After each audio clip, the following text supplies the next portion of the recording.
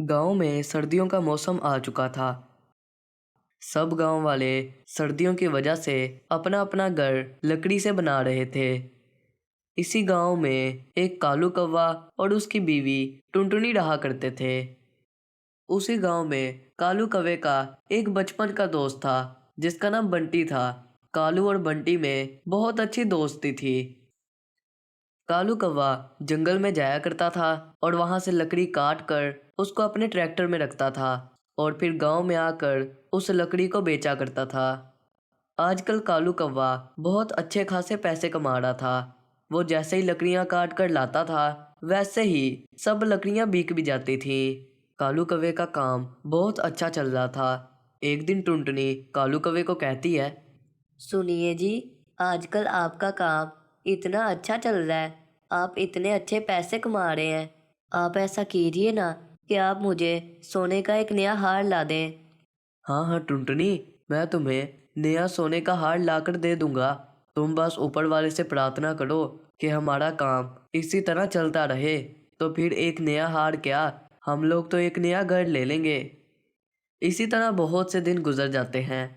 एक दिन कालू कौवा अपने ट्रैक्टर में लकड़ियां रख कर जंगल से जा रहा होता है कि रास्ते में उसे एक आदमी मिलता है जो कालू कौवे को कहता है। अरे ओ कौवे, मेरी बात कान खोल के सुन ले। आज से तुम जितने भी पैसे कमाओगे उन सब में से आधे पैसे मुझे देने पड़ेंगे। अरे भाई, तुम्हारा दिमाग तो ठीक है, मैं तुम्हें क्यों आधे पैसे दूंगा। अरे कौवे, लगता है तू मुझे जानता नहीं है। मैं बहुत बड़ा जादूगर हूँ। अगर तूने मेरी बात ना मानी तो इसका इंजाम बहुत बुरा होगा। अरे जाओ भाई, बहुत देखे तुम्हारे जैसे। तुमने जो करना है वो कर लो। मैं तुमसे नहीं डरता। अब मेरे रास्ते से पीछे हो जाओ, मुझे काम पे जाना है। और तभी वो जादूगर कुछ मंत्र पढ़ता है और कालू कौवे और उसके ट्रैक्टर को बिल्कुल छोटा सा बना देता है। कालू कौवा बहुत ज़्यादा परेशान होता है और वो कहता है, अरे ये क्या कर दिया, मुझे जल्दी से ठीक करो।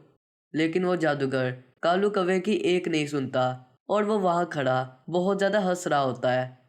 देख लो भाई, मैंने तुम्हें कहा था कि इसका इंजाम बहुत बुरा होगा। अब तुम रहो ऐसे ही, मैं तो चला। वो जादूगर वहां से चले जाता है। कालू कौवे को कुछ समझ नहीं आ रही होती कि अब वो क्या करे। वो अपना ट्रैक्टर लेकर घर पे जाता है और टुनटुनी चिड़िया को सारी बात बता देता है। पहले तो टुनटुनी चिड़िया बहुत ज़्यादा हैरान होती है और फिर वो कहती है। देखिए जी, मुझे तो लगता है कि आपको वो जादूगर ही ठीक कर सकता है। आप ऐसा कीजिए कि जंगल में जाकर उस जादूगर को ढूंढें। नहीं टुनटुनी, मैं उसके पास नहीं जाऊंगा। मुझे इसका कुछ और हल ही ढूंढना पड़ेगा। इसके बाद कालू कौवा अपने दोस्त बंटी के पास जाता है।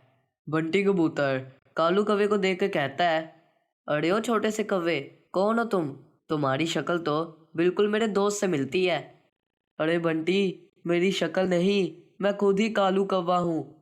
अरे कालू कौवे, ये तुम्हें क्या हो गया? और फिर कालू कौवा बंटी कबूतर को सारी बात बता देता है। बंटी कबूतर सोचता है कि इस जादूगर से तो ज़रूर बदला लेना ही पड़ेगा। और फिर वो कालू कौवे को लेकर जंगल में जाता है। कालू कौवा दरख्त के पीछे छुप जाता है और बंटी कबूतर वहाँ जंगल में लकड़ियाँ काटने लग जाता है। और फिर दोबारा से वही जादूगर बंटी कबूतर के पास आता है और कहता है, लो जी, अब एक नया बंदा आ गया। लगता है इसे भी मज़ा चखाना ही पड़ेगा। अरे ओ भाई, आज से तुम जितने भी पैसे कमाओगे उन सब में से मुझे भी आधे पैसे देने पड़ेंगे। वो जादूगर इतना कहता ही है कि बंटी कबूतर उस जादूगर पे पिंजरा गिरा देता है और वो जादूगर कैद हो जाता है। हाँ बच्चू, बहुत मज़ा आता है ना तुम्हें लोगों को छोटा बनाने का। अब मैं तुम्हें मज़ा दिलाता हूँ। अब तो तुम पूरी ज़िंदगी यहीं पे कैद रहोगे। वो जादूगर बहुत ज़्यादा रोता है और वो कहता है, नहीं भाई नहीं, मुझे यहाँ पे बंद मत करो। मैं तुमसे माफ़ी मांगता हूँ। मैं आइंदा कभी भी किसी को तंग नहीं करूँगा। मुझे माफ़ कर दो। मुझे यहाँ से जाने दो। हम लोग तुम्हें यहाँ से जाने देंगे, लेकिन तभी जब तुम मेरे दोस्त कालू को ठीक कर दोगे। वो जादूगर कालू कौवे को थोड़ा सा पानी देता है पीने के लिए और जैसे ही कालू कौवा वो पानी पीता है तो वो बिल्कुल ठीक हो जाता है और फिर वो जादूगर कहता है, भाई मैंने इस कौवे को ठीक कर दिया, अब तो मुझे जाने दो। हा हा हा, तुमने हमें पागल समझा हुआ है क्या? अब तो तुम यहाँ से सीधा जेल ही जाओगे। मैंने पुलिस को बुला लिया है, वो यहाँ पे पहुँच ही रहे होंगे। और फिर वो उस जादूगर को पुलिस के हवाले कर देते हैं। कालू कौवा अपने दोस्त का शुक्रिया अदा करता है और फिर अपने काम पे लग जाता है।